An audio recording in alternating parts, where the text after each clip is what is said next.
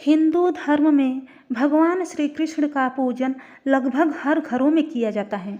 भगवान श्री कृष्ण एक ऐसे देवता हैं जिन्होंने धरती पर मनुष्य के रूप में कई लीलाएं की हैं, लोगों को सही और गलत का पाठ सिखाया है।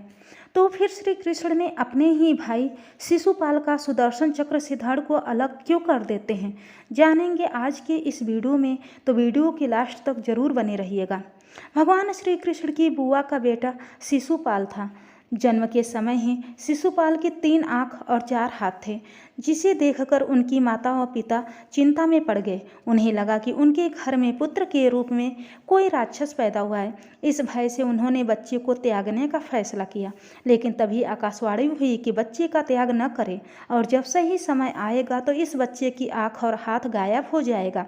साथ में ही यह आकाशवाणी हुई कि जिस व्यक्ति के गोद में बैठने से इसकी आँख और हाथ गायब होंगे, वही व्यक्ति इसका वध भी करेगा।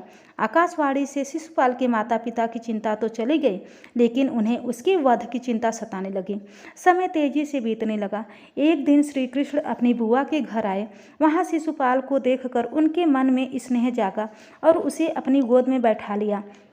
गोद में बैठते ही शिशुपाल की अतिरिक्त आँख और हाथ गायब हो गए। यह देखकर शिशुपाल की माँ को आकाशवाणी की घटना याद आ गई और उन्होंने श्री कृष्ण से शिशुपाल का वध न करने का वचन लिया।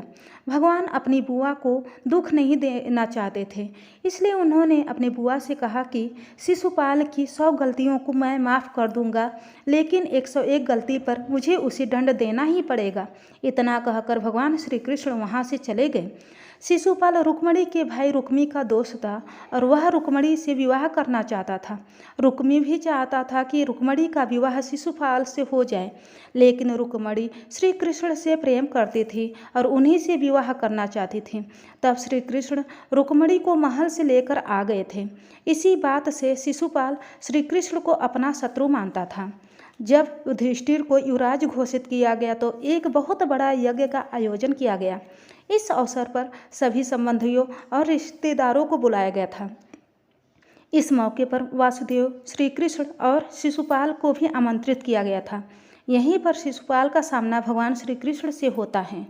भगवान श्री कृष्ण का युधिष्ठिर ने आदर सत्कार किया। यह बात शिशुपाल को अच्छी नहीं लगी और सभी के सामने खड़े होकर इसका विरोध करने लगा। उसका कहना था कि एक मामूली ग्वाले में को इतना सम्मान क्यों दिया जा रहा है, जबकि इस अवसर पर कई वरिष्ठ और सम्मानीय जन मौजूद हैं।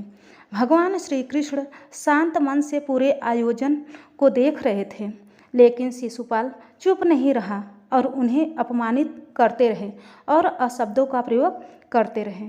भगवान अपने वचन से बंधे हुए थे, इस कारण उसकी गलतियों को सहन करते जा रहे थे। लेकिन जैसे ही शिशुपाल ने 100 अशब्द पूर्ण किए और 101वां अशब्द कहा, श्री कृष्ण ने अपने सुदर्शन चक्र को शिशुपाल का वध करने का आदेश दिया। इस प्रकार भगवान श्री कृष्ण को अपने भाई